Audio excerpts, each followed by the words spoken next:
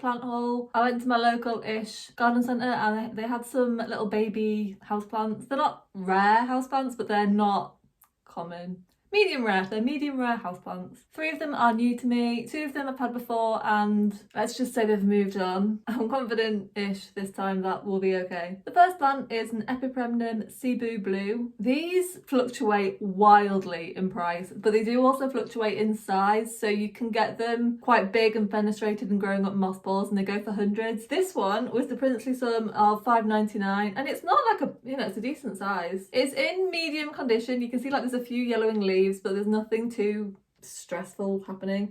There's roots coming out of the bottom that seem like healthy-ish, so I'm not really, there's a little bit of brown, but like you can see there's plenty of white roots there, so I'm not concerned.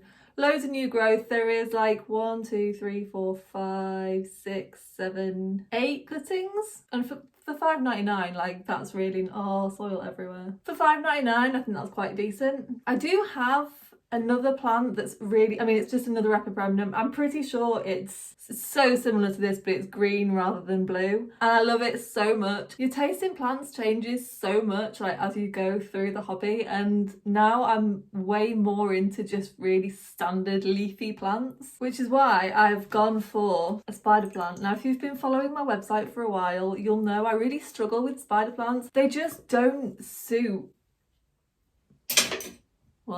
there's something about spider plants and me, and we just don't get on. I'm kind of hoping it was my house. I'm just going to pin all the blame on my old house, and I've not had a spider plant in this house, so we're going to try it. Now, I think I've had this one before. It is a Chlorophytum ocean for the princely sum of £1.99. It's in good condition. It's in a teeny tiny pot. It's got some good roots on the bottom. Just see those?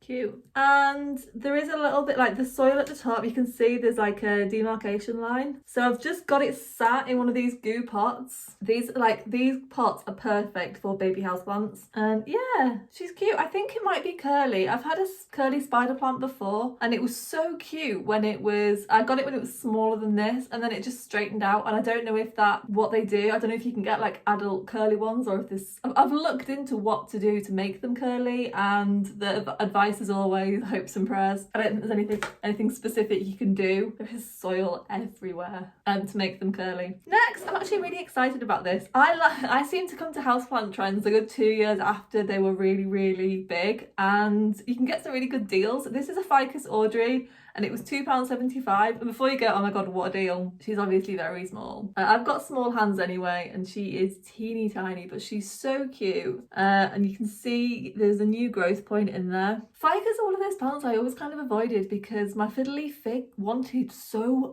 all my attention. It grew fine up until it didn't, but it just wanted everything constantly all the time from me, and I just didn't have the energy, and I kind of moved. I didn't get any more ficus, and for some reason I never included rubber plants in the ficus family, and then they're thriving, so I was like, wait, they're all ficuses. They need broadly the same care. So I know Ficus Audrey is a little bit more temperamental than a rubber plant, but I may as well give it a go. I try to keep these baby plants in their original pot for as long as I can, but this one, I think there's roots coming out of the top, which it's quite a standard ficus thing. They like a lot of plants will kind of go out the bottom of the pot. Ficus don't care. They'll come out the top, they'll come out the bottom, they're really not bothered. Next up, I'm replacing a plant that I just lost. I don't know where it is. I may still have it. It might just be like a wet stick somewhere, and that is a Philodendron verrucosum. Houseplant prices are wild. So verrucosum used to be impossible to get hold of. They were really rare because not only did they have red on the leaves, but they were velvety, stunning, and they had hairy petioles. So they used to be so expensive and so hard to get hold of. This was £6.99. I know it's not big, but that is just crazy. We've got a little bit of something going on here. That looks like probably transport damage, and it looks like it was so this looks like it's the second. There's a new leaf growing there,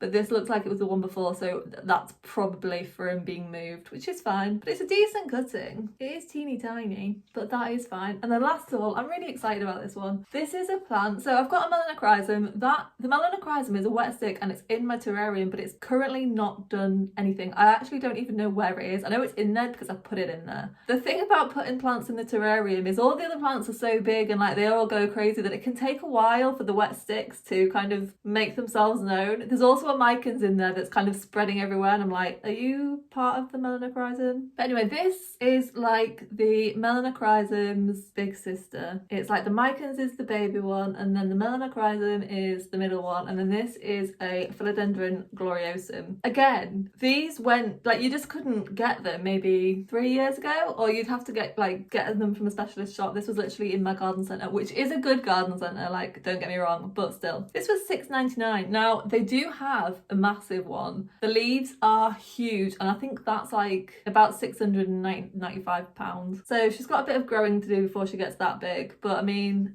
she's again in a tiny little pot. And the leaves are, I mean, smaller than my hand, but she's getting there. Got a little bit of curling. I'm guessing this is going to be one that needs high humidity. But look at the veining. It's got that kind of glittery, almost like anthurium look to it. And you shouldn't touch velvety leaves. I really need to just stop mauling her.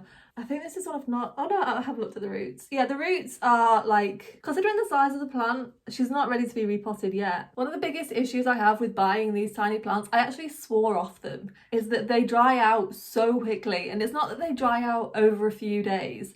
They go from being like, she's moist, to being bone dry within about 3 hours. It must just be the way the roots work. So I always just used to end up, they'd just dry out and die, and I couldn't get to them quick enough. And obviously when they're younger, they've got much more delicate root. Drying out completely for a big plant is a much smaller deal than drying out completely when you're a teeny tiny plant, and it can be enough to basically kill them when they're really young. So as I say, I just kind of swore off them. So what I'm going to do is I'm going to keep these on my coffee table. I had some propagations of my Philodendron Brazil, but they've moved up into my bedroom. The light there is just a little bit kind of better for them, and they've started to root, so they don't need me to like be staring at them all the time. So yeah, these are just, they basically need to be somewhere where I'll check them all the time, otherwise they just will not make it. I was going to film more in the garden centre, but I kind of got there. We always go through the back first because they've got a like discount rack, and we always like to look on there. And then you go past all the baby ones, and then you go into like the main bit. But by the time I got into the main bit, my hands were like full of the baby plants, so I couldn't really film anything. I'm going to have to go back soon because they had some really, really incredible plants. They had some Epipremnum medium silver, which are stunning. They also have a Philodendron Splendid, which I'll put a picture on, that was absolutely stunning, but it was £225, which is more than I like to spend on houseplants, but it was absolutely beautiful.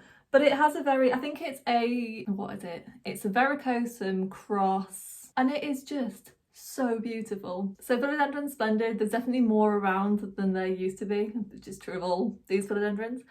But if there's a baby one, like, I will jump all over that. So fingers crossed for next time. Completely forgot to mention, the garden centre had a freaking oblique. This isn't some fancy pants. It's a lovely garden centre, but it's a garden centre. And they had an oblique. Those things used to be practically mythical. And now it's in a garden centre, locked in a cabinet.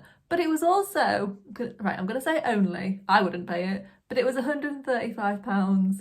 That's cheaper than a lot of the other plants. It's just wild. They also had a variegated Rhaphidophora tetrasperma, which I believe at one time was the most expensive plant ever sold. It was just in a garden. I mean, it wasn't that specific plant, but if you see a plant and you love it, but it is too expensive, just employ a bit of patience. I know it's difficult, but the prices will probably come down unless it is something that is super, like, variegated monstera